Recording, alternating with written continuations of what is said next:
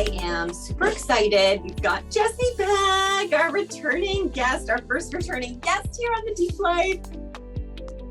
Welcome, I'm Jessie. so excited. I'm so excited. Thank you. Thank you for having me again. And I feel like we're going to get into a lot of tapping into this superhuman higher self that everybody talks about in the spirituality and wellness community, and kind of dissecting that and getting really deep on how that's going to help the ascension process, and where we can kind of work on our shadow self and looking at like choices we make and all of these fabulous things. Yes, definitely. Yeah. So I think maybe first starting off, like giving your point of view, especially this is kind of your expertise in how we can really tap into that vibrational frequency of raising the energy within and around our bodies to tap into that higher aspect of ourselves. Yep, definitely. When we spoke last, I had kind of laid out several categories that are influencing our ability to operate at a high frequency and kind of go through this, what we call the ascension process that everybody's working their way through. And we'll review a little bit of some of the foundations of the principles of which I work and treat people. And those are all based off of energy, frequency, vibration. That would be great. Yes. Love that. Right. So everything in this universe, we just have to come to accept this. Everything in this universe is a frequency. It's hard for a 3D mind to understand that there is something more than just a solid object. The solid object is our perception of a group of frequencies that we just interpret and turn into this object, right? We are frequency, we are vibration. And within that, there are multiple subcategories of frequencies and vibrations that are within us. You can think of every organ and system in your body as being a different set of frequencies and a different, all resonating at a slightly different vibration. Everything is resonating. Everything is vibrating in some way or another. The planet, we measure the vibration of the planet, the frequency that the planet is emitting through the Schumann resonance. And that's a chart that measures the fluctuations of the frequency of our planet.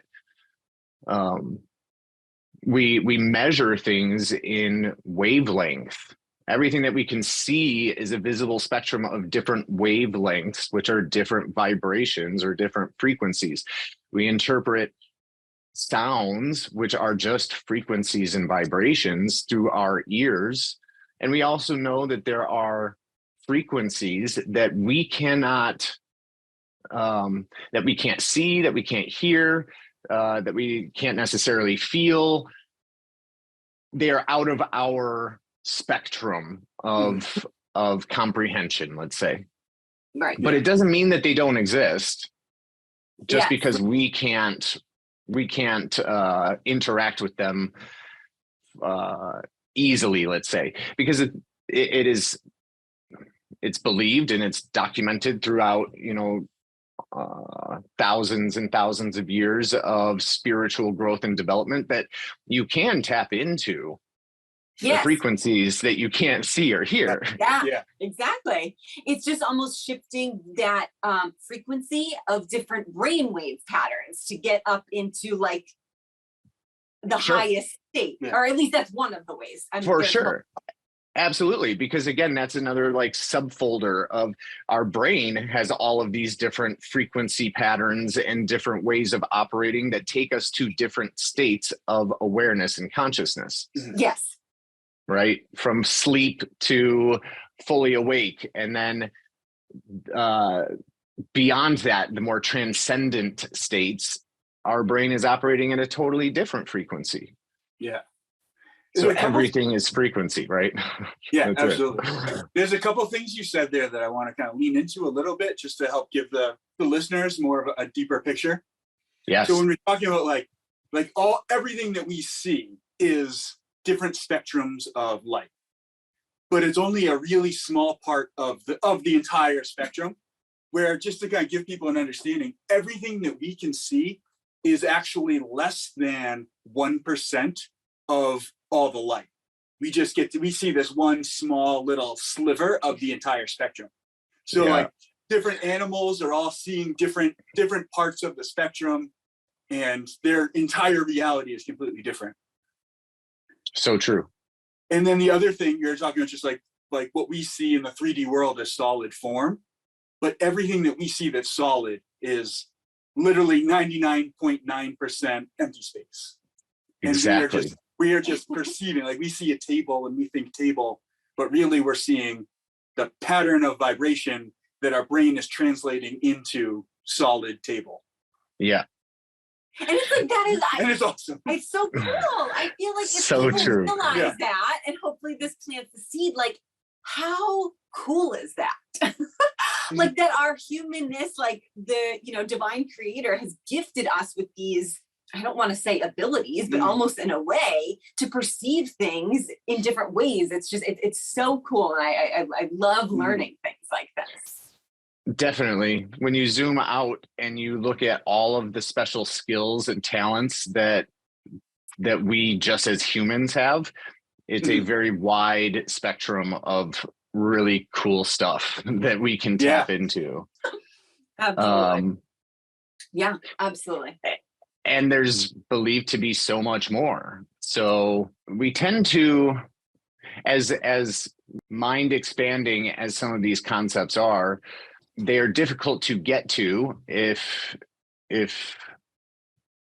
we're stuck behind certain blocks that prevent us from understanding these concepts, which I think is something that we touched on a little bit when we spoke the last time, is that the 3D reality is kind of restricting in certain ways to higher knowledge and higher awareness and higher understanding. And there are certainly things that are taking place that are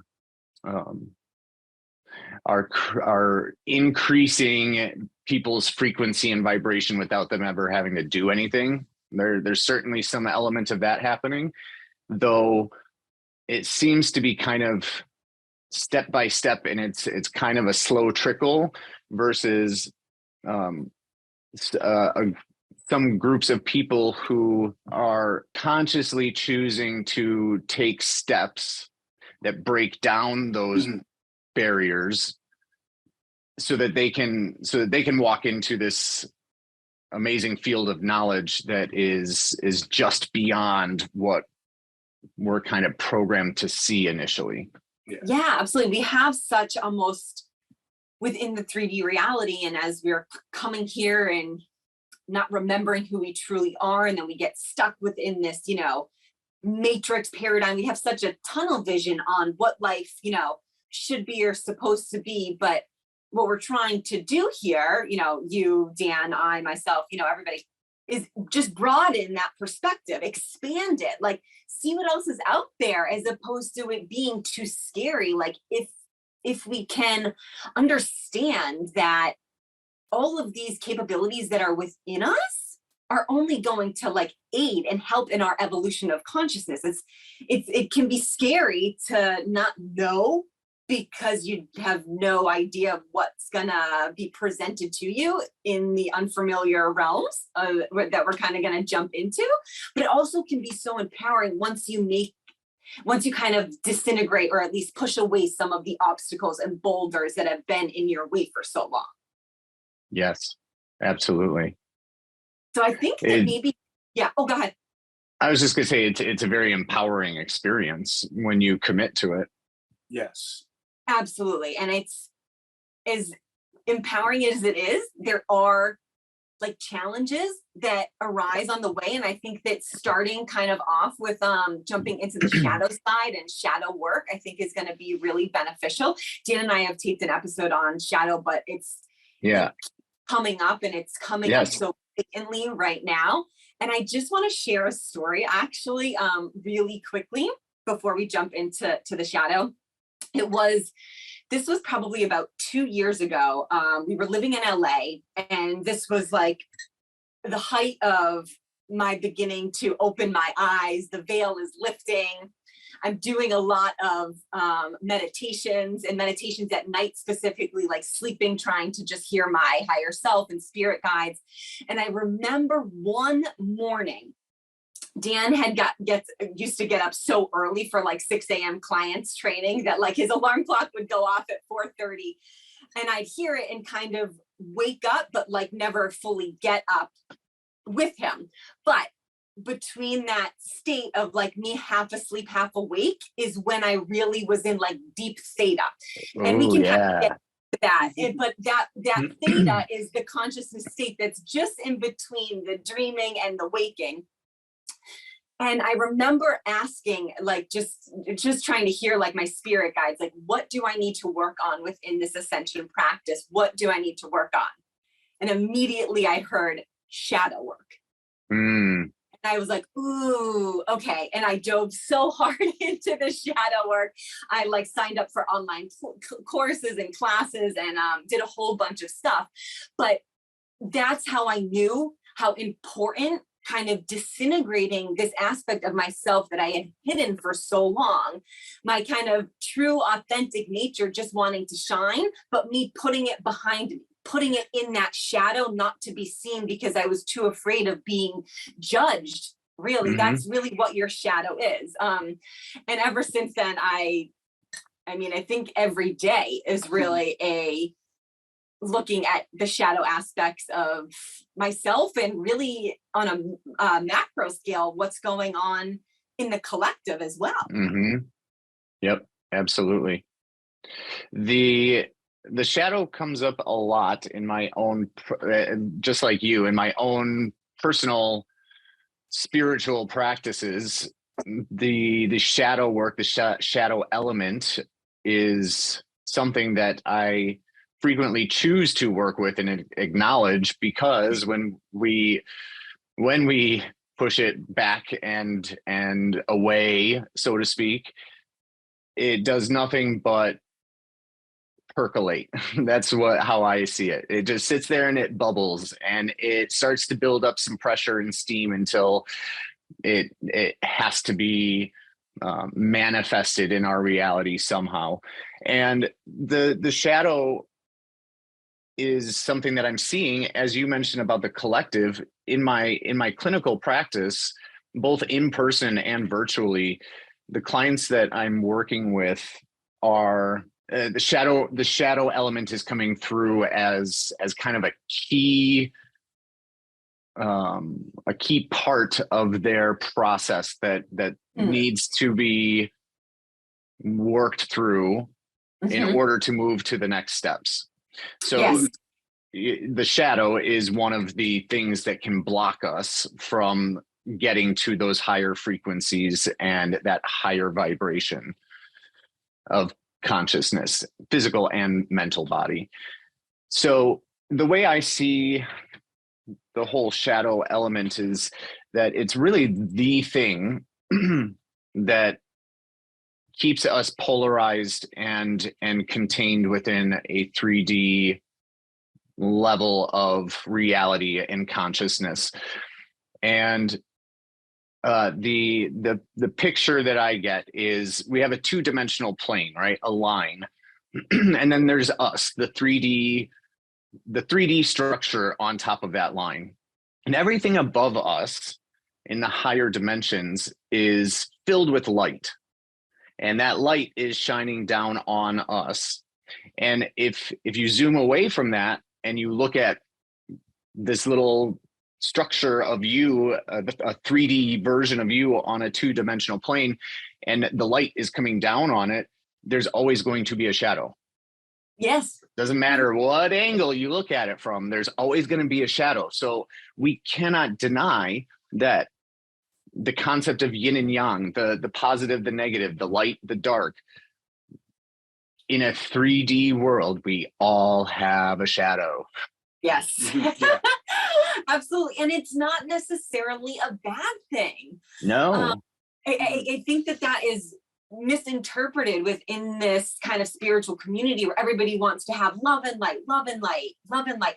I am all for that. I'm all for positivity and gratitude and being thankful. I do think those, having those constructive thoughts can raise our frequency, but you can't push your shadow aside. It needs to be integrated. The shadow's there to really teach us and help us learn. We're watching a show on Gaia called The Flower of Life with Drunvalgo Melchizedek. Have you heard of it? I have. Yeah. I haven't watched it, so fill me in. It's mind-blowing. And I think we're maybe on episode like 22 or 23, and it's taken us like a year to go through, Jesse. It is very dense information. It's 36 episodes of just wow. It is so profound. I think you'd love it. I mean, the concepts he breaks down every single thing from like the Lucifer encounters to the chakra system to duality, everything. It's profound, but it's very, Dan and I can only watch like 20 or 30 minutes. A certain amount. Yeah. Have you been diagnosed with an autoimmune disease and struggled to find ways to manage it naturally? Do you suffer from long-term digestive problems and have failed to find answers from mainstream or functional medicine? Are you experiencing long COVID or suspect you may have been adversely affected by products designed to treat or prevent this or other illnesses? The Immune Reset Program offers a proven track record with unparalleled results for those who suffer from chronic unresolved illnesses. This program is unlike any other, offering a comprehensive deep dive into every aspect of health, the immune system, the gut, and our mindset around healing. It comes with everything you'll need to quickly and permanently resolve challenging illnesses, including all lab work and custom compounded bioactive herbs and supplements in powdered form made just for you, without having to take dozens of pills, capsules, soft gels, or tinctures. Dr. Luke Terra, founder of the Evocentric Wellness Programs, offers a free initial consultation to deeply explore your health issues and help you develop a plan to move forward and address your most pressing health concerns today. Our Deep Life listeners will receive an additional month of care, a $3,000 value, absolutely free, when you join our program using the Deep Life podcast link. Visit the link in our show notes to access this incredible offer, or go directly to evocentrics.com/deeplife. That is Evocentrics, EVOCentrix.com/deeplife, DEEPLIFE, to find out more and book your free call today. But we were watching it, and one of the ladies' questions to him was saying, like, I can't fathom that God, source, divine being, whatever you want to call it, like, put the darkness here. Like, I don't understand how there can be evil. And he was like, you have to just remove your human kind of concept of what darkness is. Like, to God, I'm using that in quotations mark, it's neutrality. There is no good and the bad. You need the light and the dark to balance one in each other so that you can learn from the polarized aspects. If you have too much light, you're going to be you're not going to be balanced. If you have too much dark, you're not going to be balanced. So it's really just having that neutrality as best as I can. Finding the balance, perfect way to put it. Because if it's too much light, there's no catalyst for growth. Yes, yes, So you would yes. just never evolve. Yep. But if there was Yep. too much darkness, you also wouldn't evolve because you'd just probably kind of crumble and waste away. Totally. So it's like Yeah. finding that balance. The example he used was that like when someone's having a baby, you don't want that baby to be born before 9 months because it won't be ready. And if you don't want it to wait too long after 9 months because it won't be right. You want it to be born at exactly the right time. And for that to happen, there needs to be growth and development, but there also needs to be sort of a challenge to slow it down. Yep. So that it times up, and that everything in the world is literally just things unfolding in perfect time. And that only happens if you have the right amount of balance of pressures coming from both sides. It's like a check and balance system. Yes. In the 3D world. Yeah. Yeah. Yeah. It's so interesting, right? Yeah, it really is. It's not something it seems like our initial instinct is to be fearful of our dark side or the shadow. There's a very interesting book. I meant to bring it in here so that I could remember the author, but I'll get you the author's name. I don't know if either of you read it. It's called Existential Kink. No. It's amazing. It's a great book. The basic idea is that our shadow side is like something that it's not necessarily something that's bad. It's something that's there kind of as a challenge to us. And it also the way that it's phrased is the author came to this realization that God must be kind of kinky because he created like all of this dark stuff that we can exist within. And it must not have been created for no reason. It was created for part of the experience, Yes. Right. Yes. And so the more we embrace our shadow side, the easier life becomes, because when we're resisting an element of who we are and what we are, it just, I mean, that's one of those blocks that keeps us from moving forward, because we're so resistant to just accepting the whole experience, who we are in our entirety, which is not just the light, but it's also, there's the dark element to who we are. And I think some of it is going back to the idea that we signed up for certain things when we came here. So a lot of our shadow elements, I think, are integrated from what we wanted to experience when we came here. And then I also believe that our current life, a good chunk of the shadow is accumulated over the course of both this lifetime and then the lifetimes prior. For sure. And when I've been able to, in meditative experiences, get myself all the way back to my first incarnation here on Earth. Wow. And there are still missing pieces to it. So I have not put the whole picture together, but I've got a pretty good view of what I came here as. And then some of the things that happened in that initial lifetime that took me from what I considered to be a more pure divine being into something that was more polarized. Sure. And every lifetime that I've lived since then has just been a recycling of those initial traumas and events that took place that rocked me and took me out of a place of neutrality and put me into a place of polarity. Sure. So just knowing that and having that is, to me, like super fascinating, because I'm able to at least identify some of the things that led to who I am today.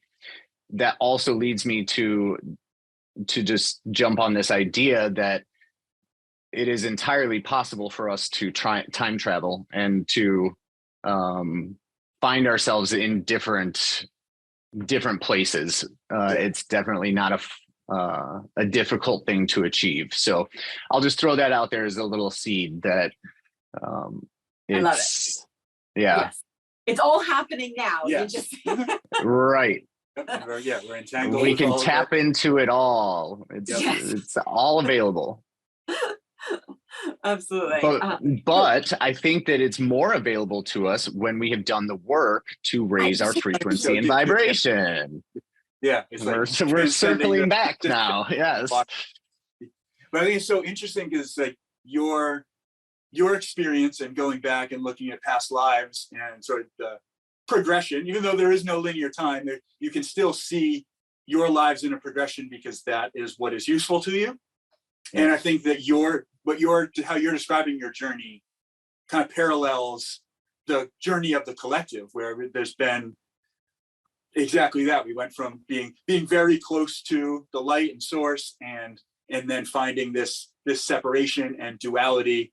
And now it seems like we're at a point where our society's never been more polarized, but that is what's forcing us to look at the things that we didn't want to look at. And whether that's, war and separation or racism or inequality and of any kind, just the way we're treating the planet, like all of these things are being brought to a head right now, and we have to look at it. There's no other option. We can't keep sweeping that under the rug and imagining we can just keep kind of raping the earth and going to war with each other. So I think it's so fascinating, but it seems like such a catalyst for growth and such an amazing opportunity. Yes.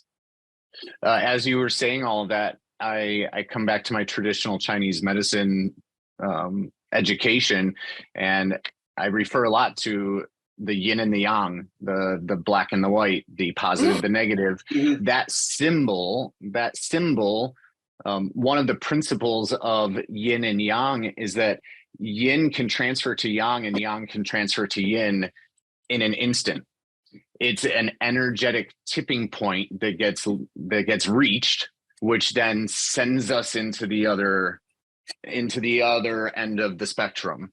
And what you were saying, Dan, is, to me, makes me think, well, we're reaching one of those tipping points. Yeah. We pulled ourselves so far away from the light, and we've experienced some probably of the darker elements of who humans can be. And it's now starting to kind of like slingshot back, I think. Yeah, absolutely. I think if we could just back up for 1 second so that we can kind of talk about how it's beneficial, or at least I should probably talk for myself.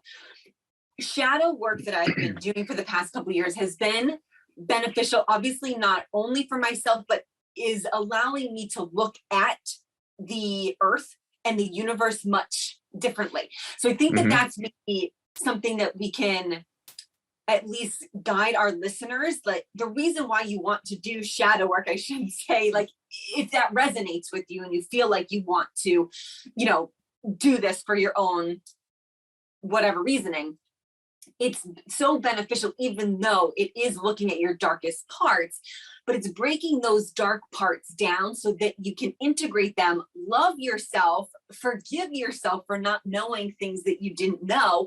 And then it allows you to forgive other people because you also realize that they have their own shadow and are just projecting their own internal world externally. But it's also given me just such a more softer view of the planet. And although I want to go and run and save all the rainforests and stop hunger, stop the war, stop poverty, I know that the only way that I can do that is working on myself. Because if I work on myself, then that in turn is going to help the vibration that also is entangled with everybody else. It comes around full circle.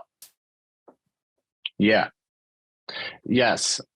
To me, the importance of shadow work or acknowledging the shadow, bringing the shadow to the surface, working with that element of who you are is to create a more cohesive completeness with yourself. And when you are cohesive and complete within yourself, you are operating at a totally different vibratory frequency than somebody who is disconnected from their self and not fully aware of who they are and why they are. When we look at our shadow, it gives us an opportunity to understand why we do certain things, why certain patterns and loops are presented, why certain challenges come our way. They are what we come to realize is that they are all actually generated by us. All of our struggles and our challenges are generated at the deepest level by, all of my problems are generated by me in some way or another, right? And those problems are just going to continue until I decide to take a different approach, to look at different parts of who I am. Yes. With what's happening in terms of the collective shift into a higher collective consciousness, we are all kind of the shadow is being highlighted because we're being pulled away from its grips in a sense. But when that happens, it all shows up. It all shows up because it's not just going to go away without coming past us. So in order to get to this higher consciousness, we have to be willing to work on the things that are keeping us anchored down, down low. Does that make sense? It does. The way I see things too is that really our shadow is just driven by primal patterns, primal instincts, primal fears that all start the most primal of instincts is fear for survival. And that is the basis of what the shadow is built off of. The fears can all be traced back to surviving. It's a very human concept, right? It's also a very like 3D concept. Like if I am not here, I'm not anything. Yes, exactly. Right. It's either all or nothing. If I don't survive, then I don't exist anywhere. That's like the primal 3D concept that we are being given an opportunity to see differently, to see a level above that, to say, ooh, that all of these shadow elements, all these primal elements of myself are there as part of the experience, but that's pretty much what they are. They're part of the experience. And I can choose how I want to integrate them. They are not choosing for me. Although they are choosing for us until we decide to ride it, until right? they become aware of it. Right. Yeah. They're choosing unconsciously because we aren't aware of them. They're pushed down so deep until we begin to kind of dig them out. Yeah. I don't know if this aligns with your views too on the shadow element, but the way I kind of understand it and see things is that the shadow is working primarily through our subconscious, whereas our ego and our conscious selves are more of what's projecting light out. So the subconscious is really good at tricking us to think that reality is being manufactured for us. When really it's the subconscious doing it. And the shadow works through the subconscious to express itself.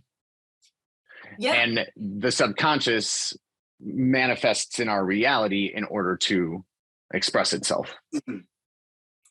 Definitely. That makes complete sense. I didn't realize it like as nicely as you put it until you had kind of emailed it over to us. And I was like, yes, that makes sense. Right.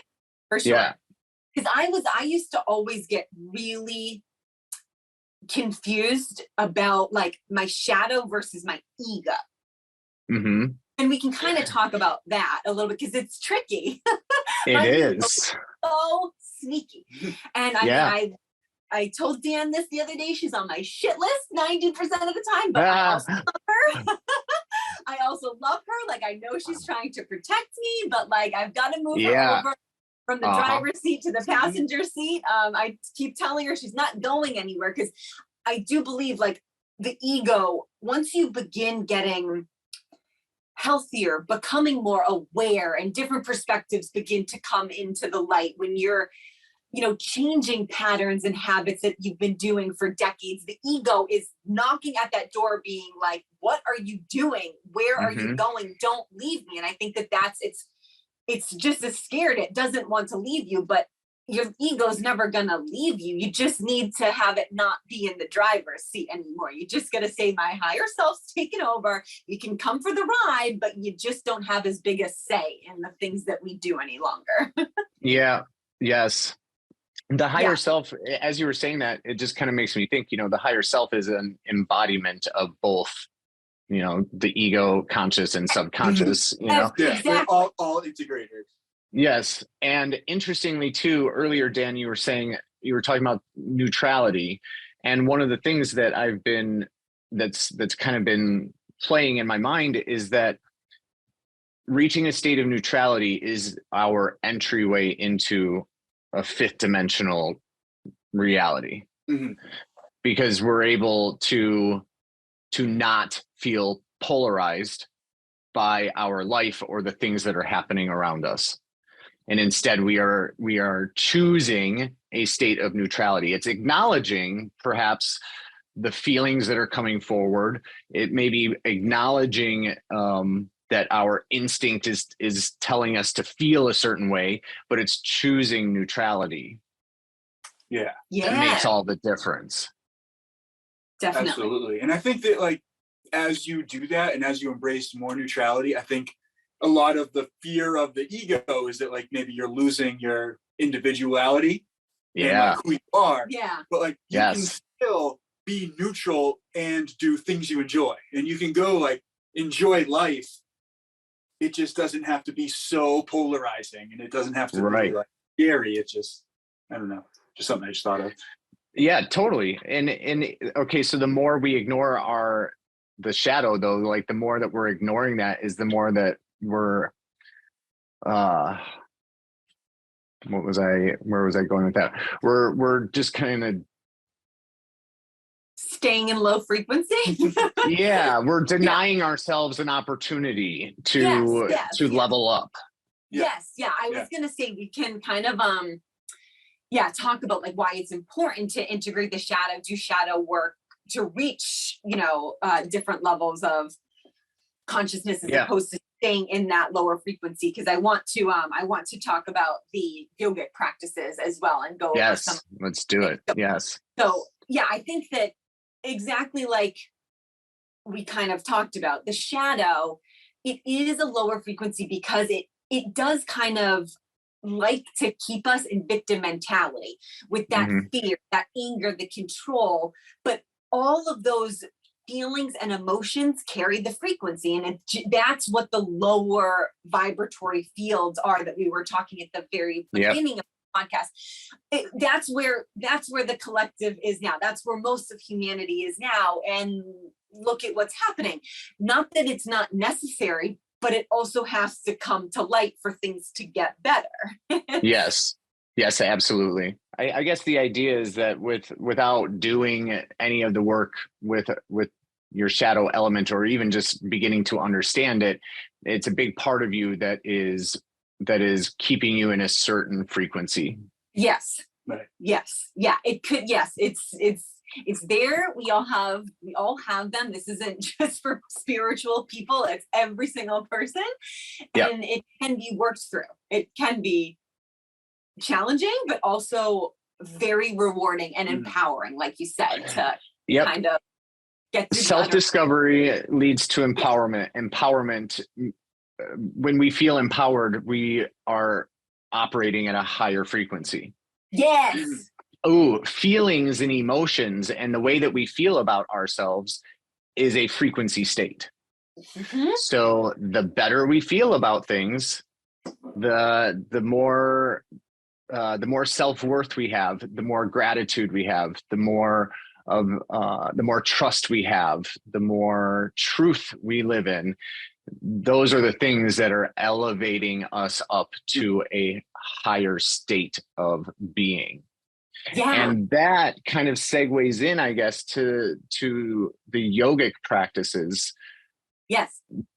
And I wanted to discuss yogic philosophy, I guess, because out of everything that I've studied and everything that I've learned, to me, the yogic 8-limb philosophy is kind of the way. It is the route that you can take that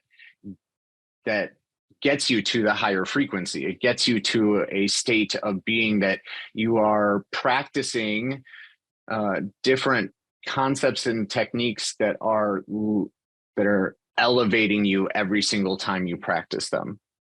I love it. Like go super deep into this, because this is new for me. I really don't know anything about it. And what's so interesting is I do think this is the universe. Dan and I keep getting signs to do yoga or to look more into it. So we were talking about this the other day. Literally on Sunday. Feel very called to. Yeah. Cool. So tell us. So I'm excited that this is good timing. Yeah, this is going to work out great. Yogic. Let's start with that category. Yogic practices, yogic philosophy. In the US, we think of when somebody says yoga, we think of going to a yoga class and doing the poses, and like that's what yoga is. And when you really start to dig in a little bit more into yoga, you realize, oh, that's just one element of it. So Ashtanga is the eight-spoked wheel of yoga. And each of those spokes represents a different element of yogic practice. So to be a yogi is to practice a philosophy, a lifestyle philosophy that incorporates the 8 elements of a yogic lifestyle. Okay, that makes total sense. So when we go to yoga class, we are just tapping into one little chunk of what yoga really is. Yogis transcend out of the third dimension all the time, and many of them operate in higher realms all the time. Many of them have the capability of going in and out of realities as they please. Many of them have what would be considered magic powers. This is all because they have dedicated themselves to practices that raise their frequency and raise their vibration. I'm getting chills. Yeah. The more you, and like we were saying earlier, the more you raise your vibration, the more you change your frequency, the more everything changes for you, and the more access you get to knowledge and understandings of things beyond what maybe you've been given access to so far. There's a lot of things to access. There's a lot of information to access. There's a lot out there that you just have to say, well, I want some of that. I would like some of that access, please. And then you have to figure out how to get the access. And in my experiences, incorporating a yogic lifestyle is the easiest way to daily work on raising your frequency. Okay, wow, all right. So there are absolutely more esoteric elements of a yogic philosophy.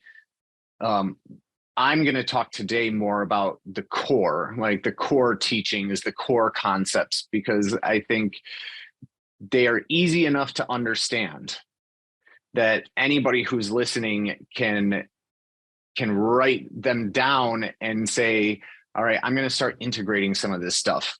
And I don't need really anybody to teach me. It's just, I just need to teach myself and be invested in the process. I think that's going to be great and so helpful. Yes. So we think of yoga, like I said, of being the physical poses. A lot of people also think of yogis, a practitioner of yogic philosophy, a yogi. Yogis are often portrayed as sitting lotus style and meditating. Mm-hmm. And so I think one of the next conceptions of perceptions of yogis is that meditation is the way that everything gets done. But in reality, meditation falls much, much further down in the list in the order of those 8 limbs. Okay. The first 2 limbs of yogic principles and philosophies are called number 1 and number 2 are yamas and niyamas. And there's an amazing book, very easy to read, called The Yamas and the Niyamas by Deborah Adele. And she breaks down the yamas and the niyamas in a very easy to read and understand short book. And it's great for everybody to have if you're interested in understanding more. The yamas and the niyamas can be broken down into several subcategories. So I'm not necessarily going to go into all of the subcategories. That's best for like your independent reading, perhaps. But I'll give you the general concepts behind the yamas and the niyamas. Yamas is YAMAS, and the yamas are a set of ethical standards that incorporate personal integrity, personal behaviors, and personal conduct. It's basically, I believe that there's 5 subcategories. It's like the things that you want to do to just be a good human being. Got it. Yeah. And so yeah, right. It's probably the best place to start when you're trying to become something bigger and better, is to start acting just nice, Yeah. So the ethical standards, integrity, behavior, conduct, those are the yamas. The niyamas are a set of self-disciplines that are focused more on spirituality. So these are things that you implement into your own inward process. That the yamas are more external. They're the things that you do for others, or when you're interacting with others. It's the way that you conduct yourself in the outside world.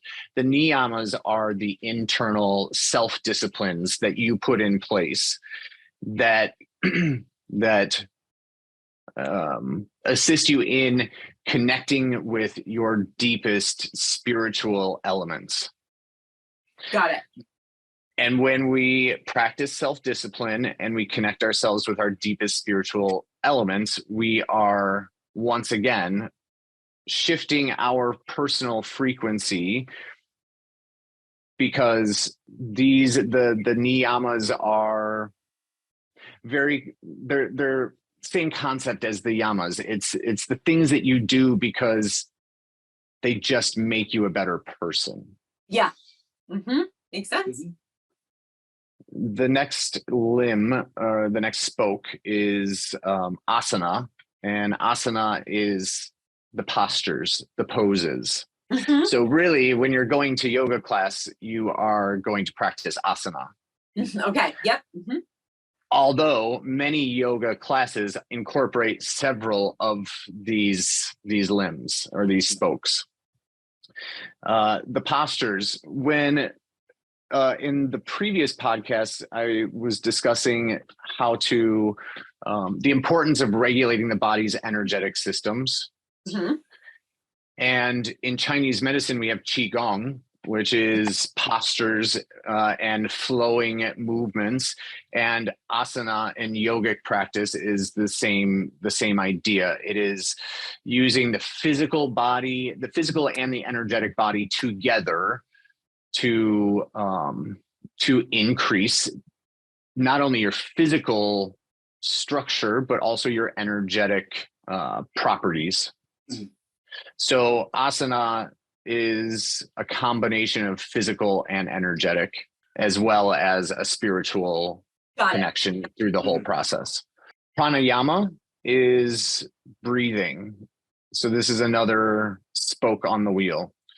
Pranayama is something that it can be very, very simple to practice in its basic forms. It can also be something that you perhaps want to have somebody teach you the proper methods to certain pranayama exercises, but breathing is one of the easiest ways for us to connect mind and body together. Yeah. So when we practice different breathing sequences, we are creating different responses in our brain and body, and breathing itself can actually take you into a transcendental state. Yeah. I don't know, for the first time ever, a few months ago I experienced a somatic breathing event, and somatic breathing is the opposite of what I usually do for meditation. Meditation for me is very slow, deep, rhythmic box breathing. Yep. Somatic breathing is quite the opposite. It is very rapid and forceful breathing that doesn't stop.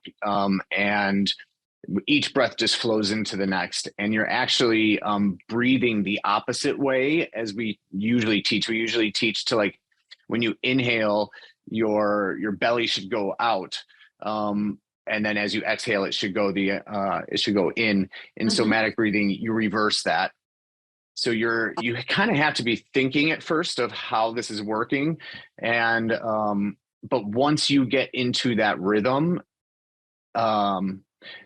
there's a certain sequence to it. I can't remember the exact minutes that you do it, but the first round you do like 4 minutes of the breathing, and then you do 2 minutes of rest, and then the next one you do 2 minutes of breathing and then 1 minute of rest. Or no, I'm sorry, it gets longer in breathing, less rest time. Okay, but yeah. the wild things can happen. And your body actually, from what I experienced, especially I was in a group setting, so there were like 60 people there.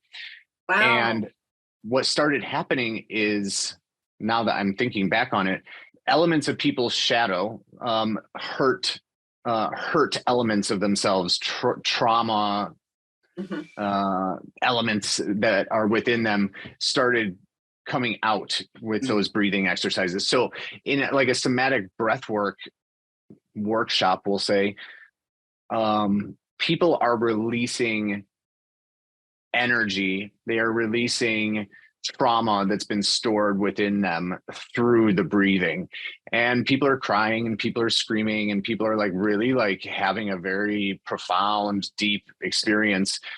And mine was also profound, but everybody's going to have a different set of responses based off of what needs to happen in that moment.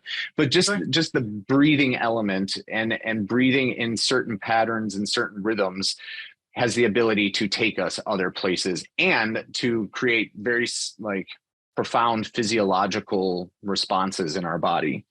Yes. Also, interestingly, when you do somatic breathing, it increases the amount of DMT that your lungs are producing. Okay.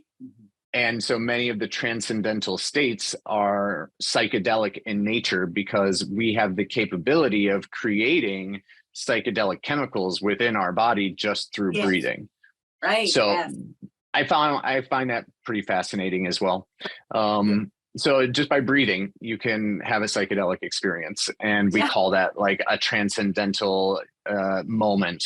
But transcendental and psychedelic may kind of be the same thing, in many regards. Yeah. So the fact that we do it ourselves shows you it's pretty important. Yes. Yeah. Yeah. Right. Like anything we can do for ourselves or that is available from the earth, to me, it's a no-brainer. It's like, okay, well, they're there for a reason. Yes, definitely. I think we should be doing something with this. Yeah, it's a great point. Going back to the yoga stuff, because I tend to digress very easily. We're moving into more of the spokes on the wheel that are less about the physical body and more about the mind and soul. Okay. So the next heading is pratyahara, pratyahara,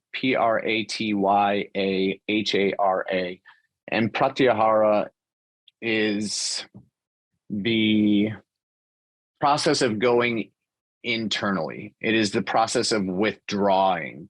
It's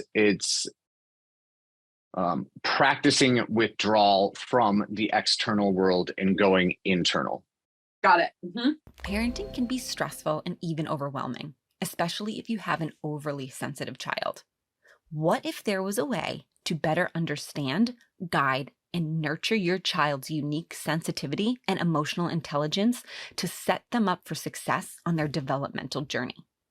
Rooted Rhythm's signature course, Tuned In, offers a transformational process for parents of highly sensitive, super feeling, wise, and empathetic children. You know, Dan and I don't have children of our own, but we were both highly sensitive children growing up. And we know firsthand how difficult it can be to feel and process emotions in a productive and constructive way at such a young age. Recently, having gone through the Tuned In course, we both took away so much valuable information and practical tools we could utilize to reparent ourselves and to understand how to better use our sensitive nature to deepen our connection to ourselves as well as the world around us. The Tuned In course teaches parents concrete skills to meet their sensitive kids' needs in moments of intensity, increases their ability to connect deeply with their children, and supports a process of inner healing to shift how they relate to parenting.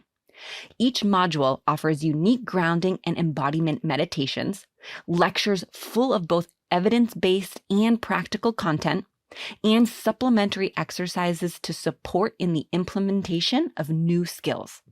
Parents who have taken this course report walking away from the experience feeling relaxed in their being and confident to parent their children in a way that both feels most true to them as a parent, as well as most supportive for their children. If this resonates with you as a parent or simply for yourself, we're excited to offer our listeners $100 off of this transformational course. Click the link in our show notes, which goes directly to the Rooted Rhythm Tuned In course website, and enter the discount code DEEPLIFE, all one word, to receive $100 off of the Tuned In course. And certainly you can do this. This can be practiced in a lot of different ways, and you can withdraw from the external world, but still operate within it. So this isn't meaning like you must go into a room by yourself and not come out for a while. It's not necessarily that.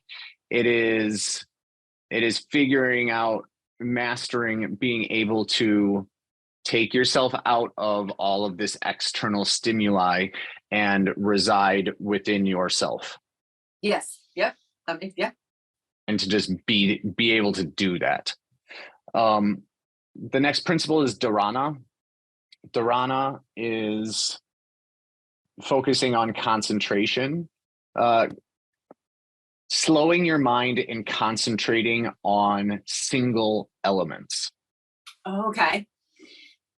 So we pull ourselves away from the external world, and then we choose to zoom in on an object, a thing, a concept, an idea, and slowing our mind repeatedly so that we can just hone in on that one speck that we are wanting to focus on. Yep. Which then leads to a concept called dhyana, which dhyana is meditation. Okay.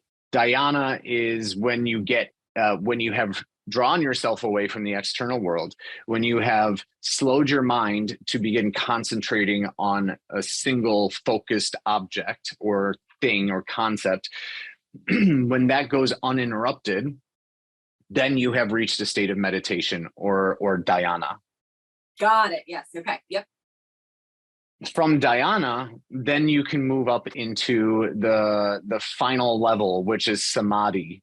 Samadhi is transcendence. It is connecting to the divine. It is, you have put all of these principles and philosophies into place, and you've practiced them, and all of them are raising and changing your personal vibration and frequency to a state in which you are kind of free from the shackles of the 3D operating system. Sure.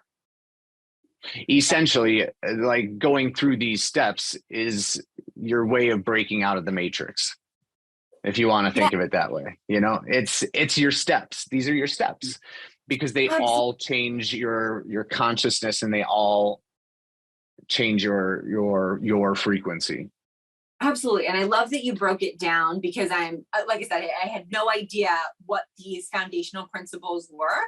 It's like, yeah, okay, I'm doing almost all of them. I just didn't know the words. Right. And now that I know, and you dissected them, it's like I can dive deeper in them to really start integrating them and paying more attention. But what I think is really cool, almost in an aspect or a way, it's like, if breath work kind of calls to you, like, start there, just start pranayama breathing. And then that's gonna almost raise your frequency a little bit more, that you're gonna want to tap into the yes. So it's like, you don't, because anything with spirituality and wellness, I mean, regardless of anything, can feel very overwhelming and daunting if you look at it as, oh my God, I have to do everything all at once. It almost has to be integrated at a slower pace that's going to be beneficial and sustainable for someone to have the trajectory of ascension or reaching their higher self. Because if I were to look at this and think that, okay, I have to go and do all of this within the next week, I wouldn't even try to do it, because it would be too overwhelming. So picking and choosing, I think, is that kind of how you would like interpret it, or kind of guide people into, you know, the best way as to begin these kind of practices? Sure. Yeah.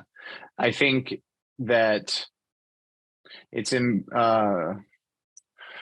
important for an individual to follow the steps that feel right for them, you know, and to not feel like, oh, I must do something this way and it must work for me because that's how it works.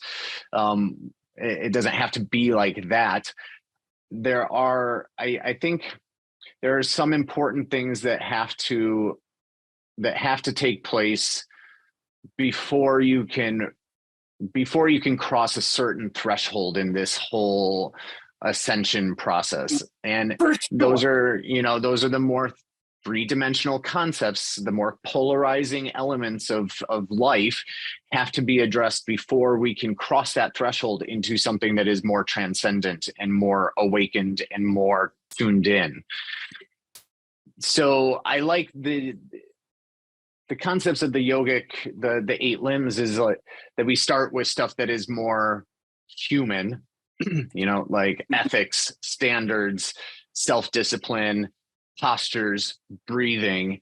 And then when you have done those or started to incorporate those, then it becomes much easier to tap into those other levels. It's not saying that you can't, but I will tell you, I mean, when I think back on my own experiences, trying to jump into deep meditation when I didn't have I was not an energetic match for where I was trying to get to. And so that can lead to a lot of frustration and resistance in people, because they're like, well, this isn't working. Yes. Right, yeah, Yeah, exactly. that was me. I like was in and out of meditation for like a year, and I was like, I can't.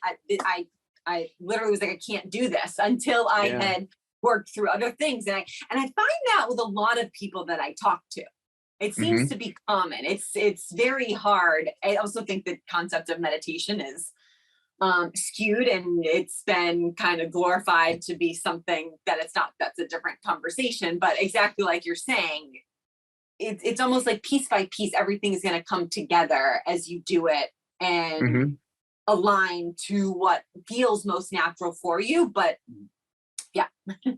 Yeah, the best ways I think that I coach and guide people who I'm working with is through, I mentioned this earlier. I think one of the best ways to bring yourself out of anxiety or out of like a scattered frequency is through breathing and breath work.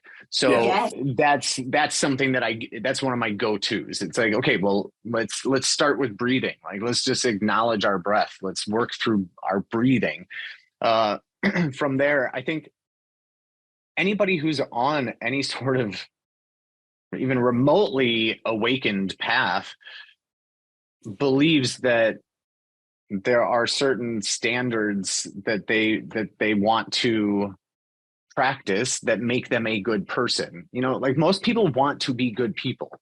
Yes. Yeah, absolutely. It all kind of starts with that. Like, let's start with trying to be a good person and understand ourselves and know how to connect with our own body, and then start leveling up from there into bigger concepts, bigger energies, bigger places. Yeah, like diving into this esoteric ascension practice, and I'm so curious of your research and the classes and mastering this Kuji-Kiri. Yeah, I was gonna say, when we read your bio for the first episode, I was like, I don't know what that is. I've never heard of it. Yeah, I can't wait. And when you put in little like parentheses, like it's awakening that like light body and like the Kundalini awakening, I'm really excited about this because do you know who Aaron Abke is? No, I don't. I feel like he's kind of like newer to the spiritual scene within this last like year. We watched him on Gaia a couple times. He has his own podcast. He was like a very strict like Christian like pastor's son and was like gonna be a pastor, and then just kind of went the complete opposite direction, realizing that religion was just too confining and separating, and had this awakening and had like a Kundalini awakening, I think like 2 or 3 years ago. But I'm taking a like a webinar class with him on Sunday, actually, about like moving from 3rd density to 4th density heart chakra. Cool. So I'm very excited. I feel like maybe this is a good preparation before that. Yes. Yeah, definitely. It's going to tie in. It's going to tie in for sure. Yogic practices and philosophies kind of bleed over into more esoteric practices. And esoteric is just meaning like it's meant for a very small group of people. It's like select people will understand these concepts. So they are more esoteric in nature. I'm sure there are a lot of esoteric practices that I'm not even aware of, because again, they're kept within a small group in a sense.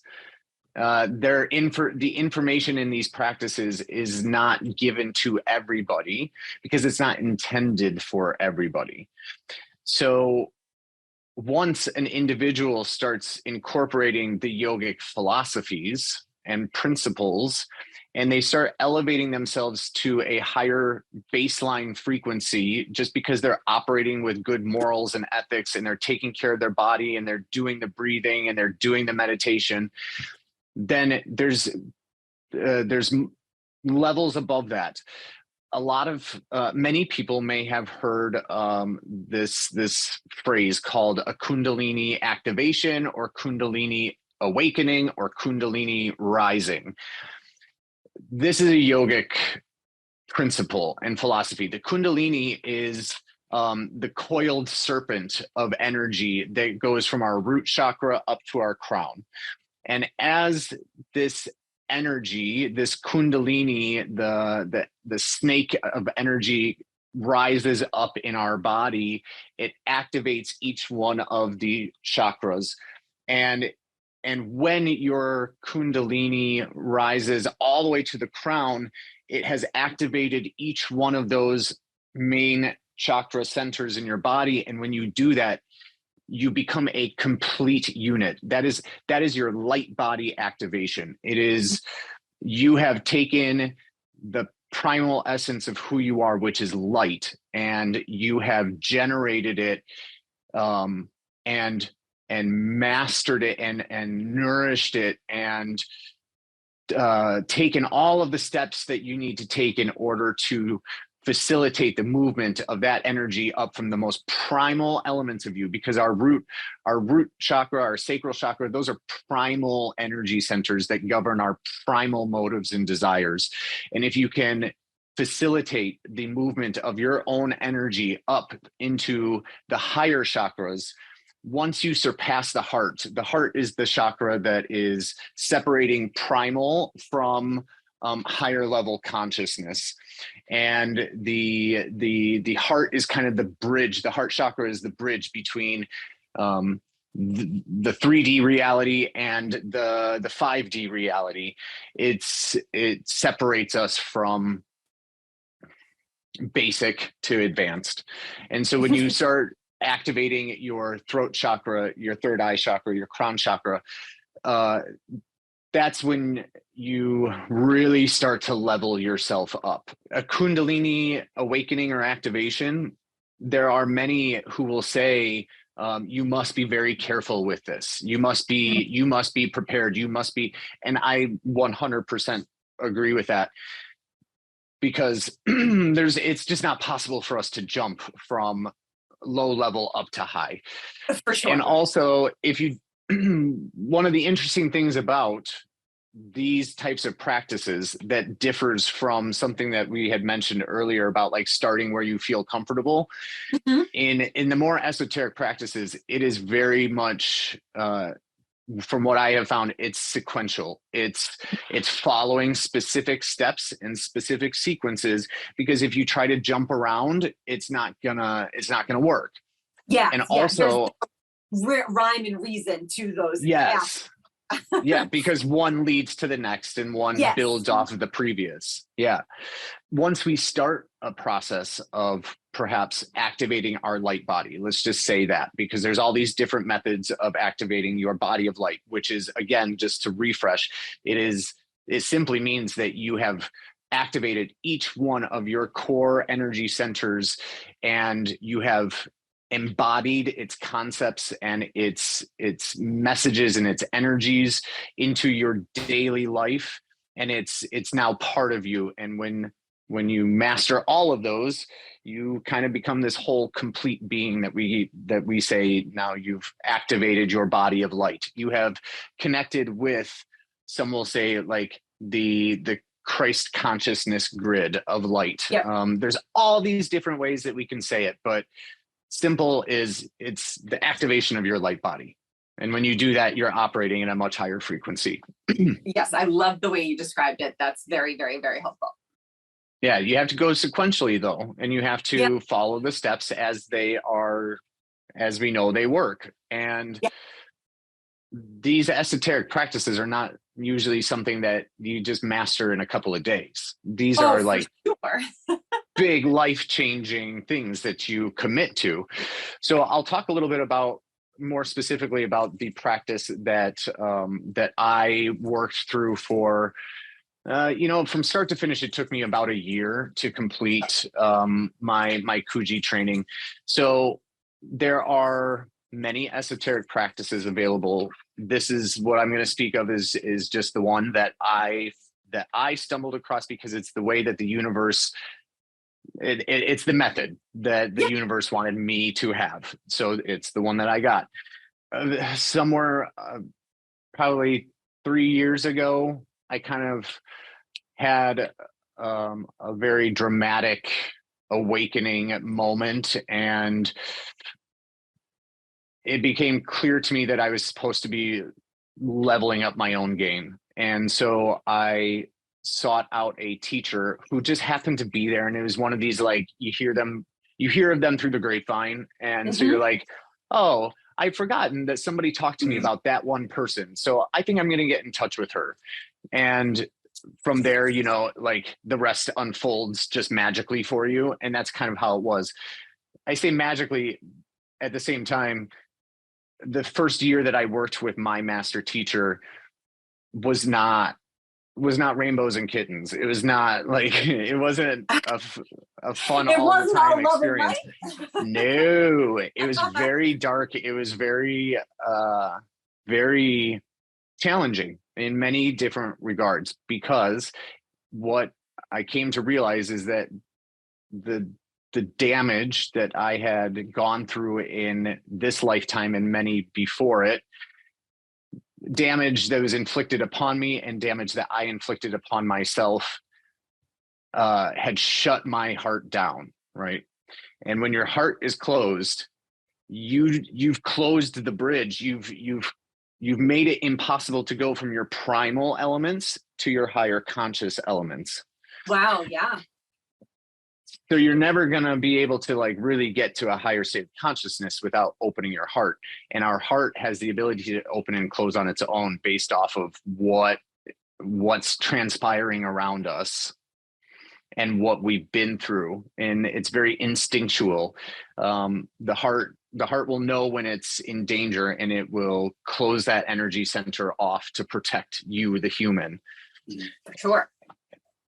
So opening that was my first step, right? And just being willing to open my heart again was the first step. And that took me a solid year of meeting with this healer and teacher.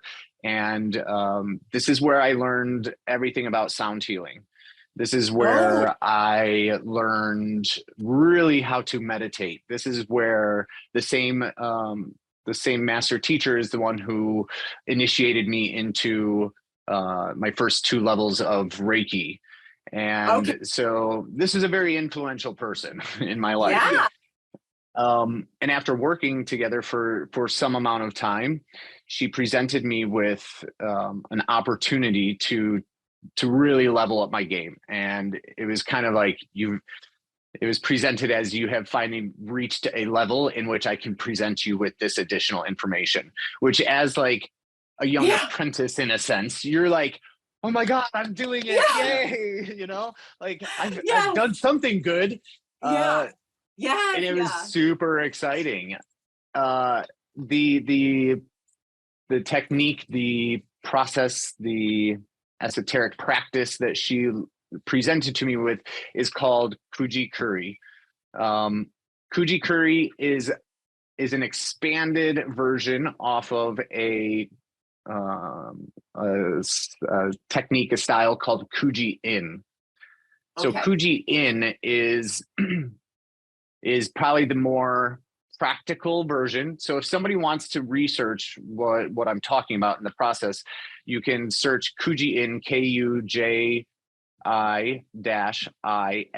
Kuji-In, and that will give you really simple steps, very similar to like the yogic 8 limbs, specific steps that you can go through to raise your vibration, to raise your frequency.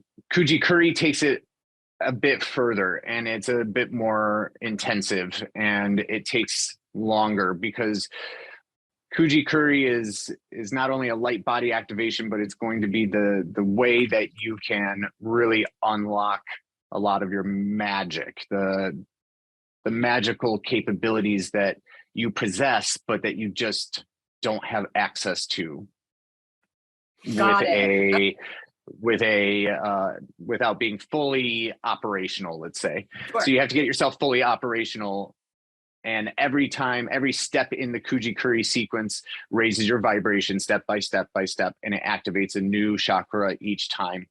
The process itself is initially a 5-month sequence. So you start and you don't stop. until you're done. Wow. And it will take at least 5 months to complete that initial sequence. And it involves some concepts that build off of our yoga conversation, which include mantra and mudras. So I'll talk about those real quick. Mantras are spoken phrases. Traditionally, mantras are written and pronounced in Sanskrit, which is, an ancient language originating in India and the East. Sanskrit mantras are said to be spiritually infused. They just speaking them gives off a certain frequency and vibration that connects you with more divine elements of the world and of the universe. There's a mantra for just about anything, and there's specific mantras associated with this Kuji-Kiri that you recite every single day. Every single morning at the beginning of your meditation, you recite this mantra 956 times. And you count along with your mala, right? Oh, yes. So, okay. Yeah. a mala is used for reciting mantras. Yes. And it's so that you can count as you go.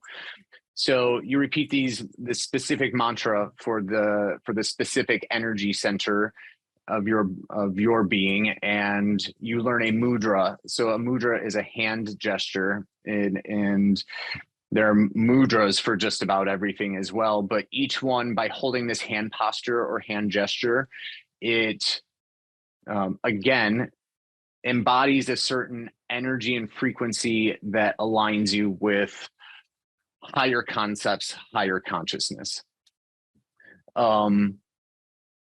And then there is a period of silent reflection. So meditation, silent meditation follows your initial steps. And I'm kind of giving you just like the broad overview of it, but you repeat those so let's say I'm activating, to make it simple, I'm going to say, let's say I'm activating my root chakra. There will be a mantra associated with it. There will be a mudra that I hold while I meditate silently, and I ponder the concepts that are associated with my root chakra. That makes sense. Right? And so I do that for 12 days in a row. Oh, okay. Wow. And then I take 2 days off. And then I move on to the next step, which would be then activating my sacral chakra. And I will do the same sequence. There's a new mantra that I learn. And so every day I work my way through my mala and I repeat it however many hundreds of times. And that the mantra element is really powerful, because the more you're repeating something in like this steady rhythm, the more you start to hear weird, interesting elements of it that you didn't hear when you were just saying it. It's like you start to tap into different sounds and different frequencies just by repeating this phrase. It's so fascinating to me. Wow. Frequency, right? Yeah, absolutely. So you go through this process of essentially connecting with yourself on an energetic, emotional, and physical level. Very much like with yogic practices, Kuji-Kiri has qigong exercises that you practice. There are different elements. There are different elements to the whole process that I maybe won't get into today because they're a little bit more complex. But what I'll say is, usually for these more esoteric ventures, we're needing somebody to kind of like show us the way. Yeah. Right. I would never have been able to understand these concepts and figure this out myself. It just wouldn't have. It makes sense. But it also makes sense that there's these practices that have been around for thousands of years that work. Yeah, absolutely. And exactly like you were saying, Jesse, like this appeared at a certain time when you were ready and you had to go through one kind of like initiation before the next lesson could come. It's all preparation, it's all good, but here within this 3D reality and our ego, it's we have a hyper rushed, do now, hurry up, hurry up, hurry up. And it's like I got like a download one day. It's like slow is the speed of the soul. Yeah. And I'm trying to embody that, and I get the little pings every once in a while, and the universe speaks to me so much when I rush. I'm dropping things, I'm banging into myself. It's like the reminders, those that you don't think of them as, oh, I stubbed my toe, or oh, I dropped a glass. It's like that's it, those are your signs. Just slow down, pause, take a minute, and be present. But I love the way that you kind of uncovered all of those things. And well, I actually, this is kind of just a question that came into mind. How long would you say you've kind of been on this spiritual awakening journey? Like, when did you have that epiphany moment? And if we talked about it in the last episode, forgive me, I just like. Yeah, I don't think we did. I guess that's a great question that may have a couple of different elements to it, because it's kind of, okay, I will say definitively in 2019, there was a very specific event that took place. I might as well share it because I've shared it with a lot of people. But this was like the catalyst moment when I know something happened. So I was driving in my hometown, and almost just out of nowhere, I mean, almost instantly in my field of vision, everything went tunnel visioned, and everything around in my peripheral vision took on a very indescribable pattern of lights and like patterns and lights. It was like an out of this world kind of moment, and it didn't go away. So I was able to continue driving, but I was very distracted. Yeah, I was driving. I could still see the road, but around around my focal points was all this very like crazy light morphing visual that was happening. And I remember making a phone call to somebody very close to me, and I said, I think I might be having a stroke. Like, I don't know what this is. I've never experienced something like this. And it was initially something that kind of threw me off, and it was a little bit like concerning. And I was convinced, that individual helped to reassure me that I probably wasn't having a stroke because, there were no other signs and symptoms, and I was still driving. And so I went home, and I would say probably 20 minutes after this event started, it ended, and it just, everything went back to normal, in air quotes. But when I look back on that was the moment that something happened.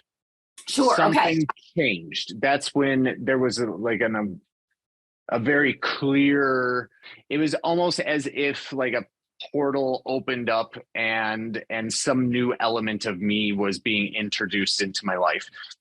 When people talk about like drop-in souls, I don't know if you've heard that concept, right? Yeah. Okay, so there are times where I think like that may have been when I dropped in. Oh, okay, yeah. When the higher version of me dropped into this reality, because I was already on a holistic and spiritual path. I was already a practitioner. I was already, kind of embodying these healthier concepts and philosophies, but it was as if either I hit an energetic threshold that launched me somewhere totally new, or the universe opened up the gateway for me. Yeah. Wow. That's fascinating. Yeah. And within a week, I had signed up for my first session with the teacher and the healer who like guided me through the next couple of years.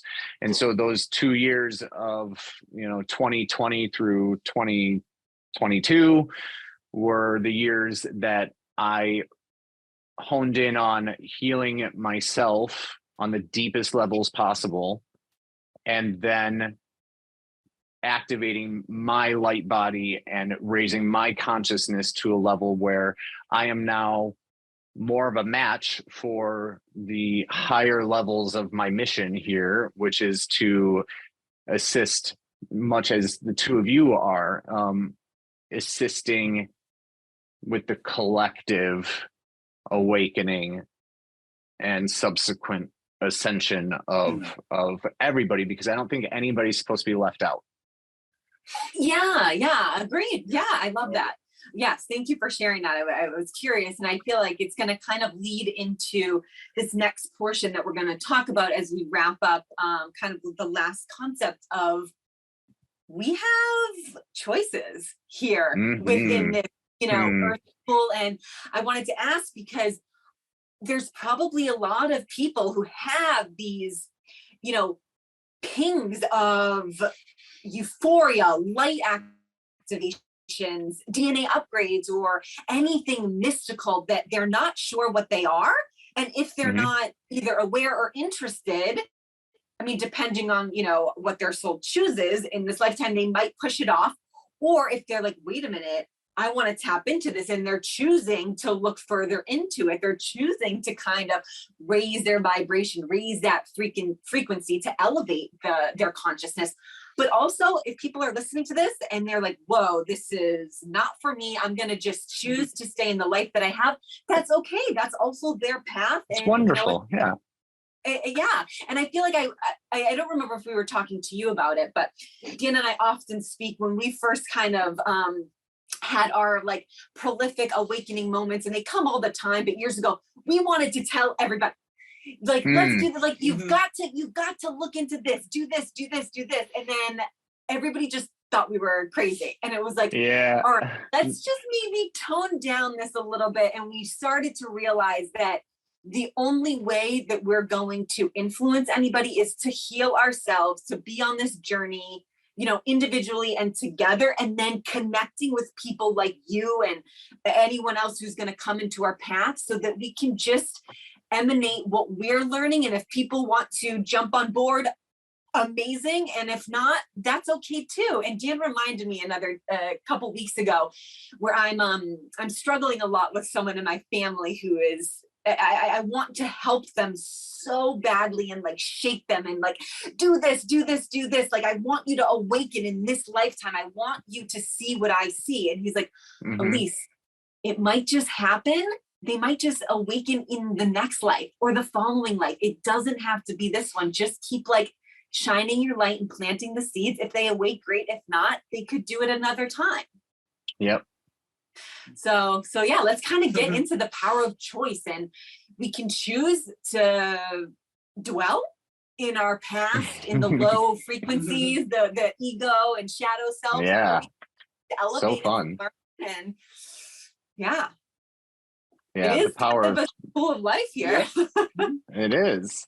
It's the I'm often surprised when I am reminded that for a very long time, I didn't even realize the full extent of the power that I had through choices that I'm making.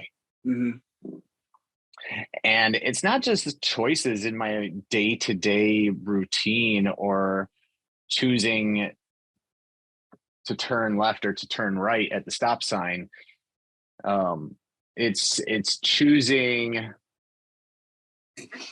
We can take choice, this amazing power that we have to choose. We can take it all the way down to very deep levels and say, in the most basic sense, we are choosing our reaction to everything. Definitely. To every single stimuli. We have the power to choose how we react, how we respond, how we feel, how we act. so often we catch ourselves in these like knee-jerk reactions and in impulsive emotional reactions or outbursts. And to me, that's just simply showing us that we have not yet mastered some of the skills that we need in order to really step into the power that we have. Absolutely. Yeah. And a lot of those are the reactions or, overstimulation within a conversation or situations are stemming from either past traumas or past situations. It's exactly like we were talking throughout this whole, episode. If you don't integrate those traumatic experiences, whether that be on a huge scale or just something like someone said to you when you were younger, you're going to keep reacting in those ways. It's not a bad thing. It's just becoming aware and recognizing that that's happening. And if those things are happening and you're reacting in the same way over and over and over, that's creating a pattern. Yep. A pattern that may need to be, or hopefully could be broken if you're on this journey of ascension and looking to better yourself. I reacted 10 minutes before this podcast as I was like trying to get everything ready. And I was like, okay, I just had one of my moments, and I apologized to Dan. I was, I just need to get in my space of calming myself before the episode here. And I'm able to recognize them so more. Doesn't mean I don't have them. It's exactly like you said, there's still a little part that needs to be integrated back. And it's just a reminder. It was just my higher self or guides reminding me. Yep. Still some work to do. Very similar to what you said before, like the shadow is going to find ways to project itself into our reality so that we look at it. Yeah. And then we have a choice on what to do with it. Yeah. Exactly. That's what I was trying to get at. Yeah. My choice was, oh my gosh, I recognize this. Let me apologize to Dan. And then it's also, I used to get very upset with myself when I had reactions or I kind of word vomited something that I really didn't intentionally mean to say. But I realized getting upset with myself wasn't ever helping. I'm human. I'm still learning, and opportunities are going to continue to present themselves to me to show me how much I've grown and to give me other opportunities to react or say things differently in a different manner. Life just wants to give you the lesson to learn through them. Yep. And we'll present them multiple times until a choice is made that aligns you with something different. Yes. That makes me think of this other kind of common theme that's coming through a lot that I'm seeing is that the less we choose to connect with who we really are, who we feel we are on a fundamental level, the less connected we are with our truest self, the more we loop through the same kind of scenarios, because the universe is like constantly giving us opportunities to choose a different route. Yep. Absolutely. Yeah. Sometimes louder than others, right? Absolutely. Yeah, totally. Yeah, it could be as simple as a conversation with, a neighbor, a friend, family member, or it could be something that's catastrophic with, accidents or mishaps, something like that. And I wish that there was a formula we could give everybody. Hey, look out for this. This is what this means. And unfortunately, there isn't really a manual for that because each individual on a soul level has different lessons to learn. I mean, I have a hard time deciphering my lessons. I wish I could tell you how to live and learn through yours, but I got my own that I'm dealing with. Right. But yeah, I think it's important for us to acknowledge that we are all very unique and individual, and one of the choices that we have is to believe in ourselves, to believe in just how like great and unique and special we each are, or we have a choice to believe that the alternative, we I don't know where we got the initial idea that we are so limited in our choices. Mhm. And I don't know if that's, it's not just me, because I encounter a lot of people who sometimes need the reminder, like, well, that's completely your choice. Yes. Yeah. Yes. Yeah. Yeah. It's something I feel like you just see, like, even in like really simple, innocuous ways. Like, maybe you start out and there's like 3 different ways you drive to work. And then just over time, you stop taking one of the ways. And it's like, well, I go this way or that way. And I'll go this way on Monday and Tuesday, and on Wednesday I go this way. And then eventually you just find yourself taking the same route every time, and stop thinking about it and stop changing. And I think that we do the same thing on like every level. Yeah, totally. Yeah. I think that I'm trying a little bit to make more choices myself, because I'm trusting that there is no right or wrong choice. And especially if it's like, I guess, a choice that I'm making at a lower frequency, it's going to represent itself to me to make a different one. But I felt so disempowered. And I think maybe a lot of the listeners can resonate with this, where I would ask my friends, my family, Dan, what should I do? What should I do in this situation? What should I do in this situation? Or, what should I have here or there? And I'd leave it up to them to decide for me almost. Where I feel like I am at a point where I'm so much more confident in myself making these decisions that I can do it, and it's going to present itself if it needs to. But I find that people, and this isn't a bad thing, because we want the human connection, we want opinions, but everybody starts to ask or look outside of themselves for other institutions to make these choices. And then it's like, yeah, everybody's just disempowered, and here we are running around with our heads cut off in a month, kind of dying into like the shadow. It's like, yeah, we've got to almost believe in ourselves enough, piece by piece, building that momentum up, to trust our inner guidance that it's not going to lead us astray. And if we, for some reason, make a lower decision, it's okay. We have the opportunity to choose better, to choose differently, and to become a better version, just a little, choices down the road. It's all happening for a reason. Indeed it is. Yeah. The something that stood out as you were speaking is that we make a lot of choices that are rooted in our primal fear for survival. And when we do that, when we fail to acknowledge the fact that we don't ever end, we don't end. So just because a physical vessel gives out and we've used it up, we don't end. So there is, I think I posted something like this the other day, which is there's really no need to fear survival, because we're multidimensional, never-ending beings. Yes. But we're just programmed in this reality with this fear of survival.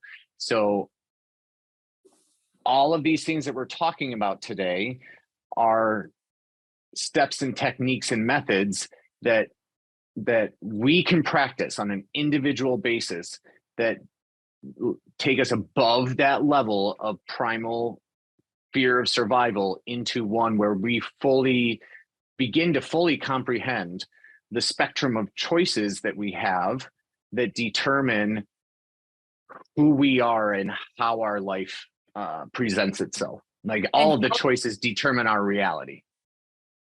Yes. Yeah. And how it's going to unfold. And yes, I mean, that in and of itself is so empowering. And it's almost like a weight off your shoulders. Like, okay, if I don't, again, I don't want to use the word right. There is no right and wrong, but if I don't learn in this life, I've got more chances. Like, and whatever, like this life wasn't a waste. I've gathered so much information, so much learnings that I'm taking with me to further myself to whatever may come later on in the unknown, but it's getting there. Yeah, I do think that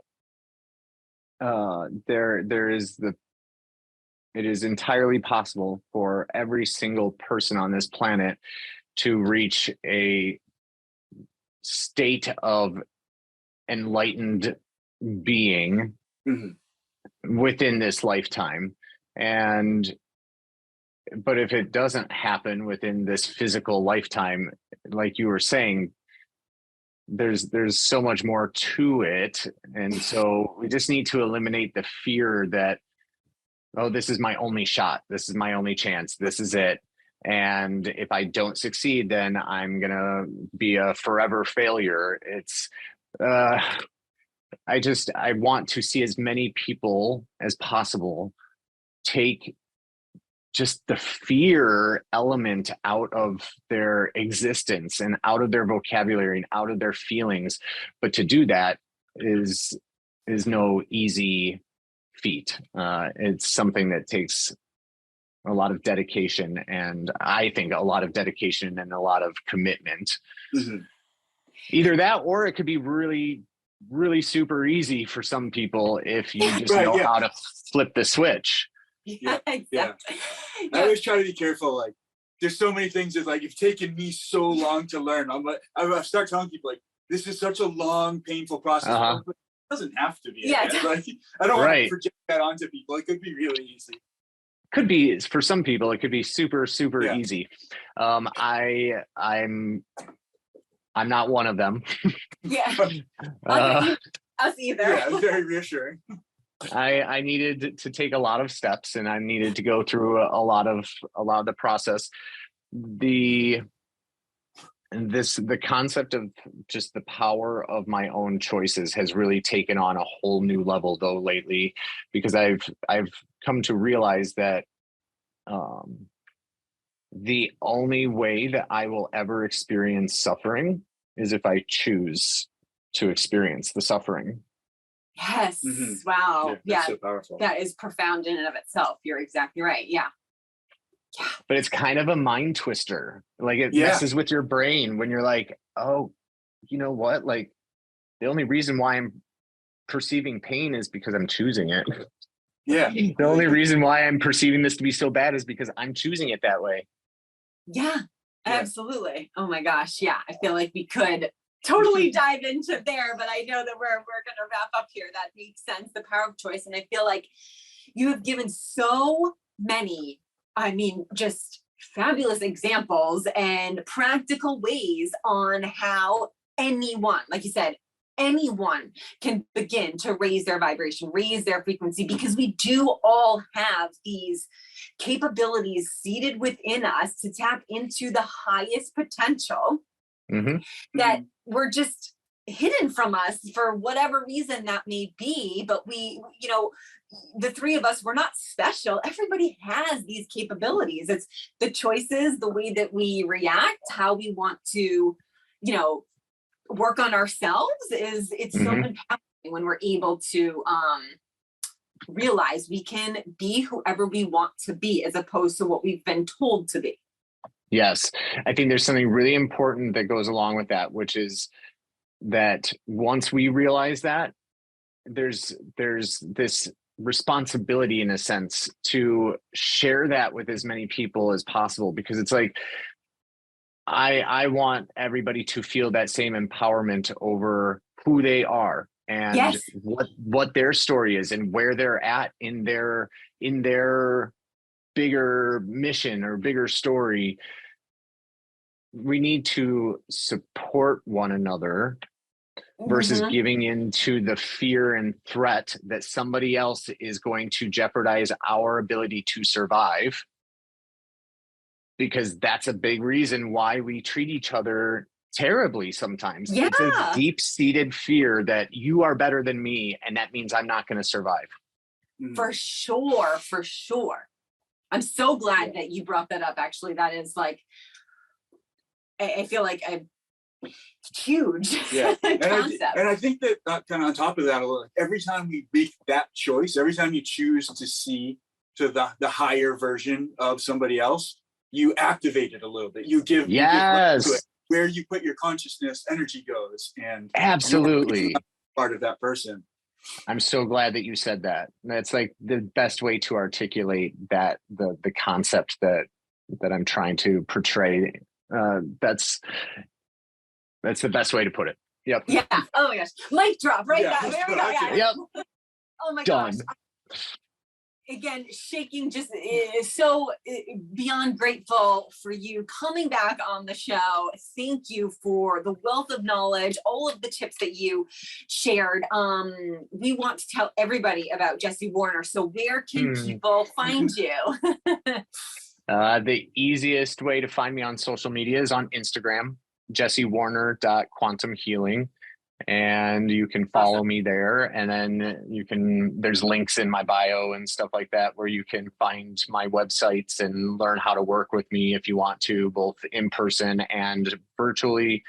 And I'm now in the process of the beginning stages of writing my first book, so maybe that'll be available sometime in the next I don't know how long. I'm not putting a timeline on it, but I realized actually kind of through the two of you that all of these concepts and all these things that I'm working on with people and with myself are worthy for everybody to have access to. So I'm going to start compiling it all into a way that makes it really easy for people to understand, like the process that is available to them if they choose it.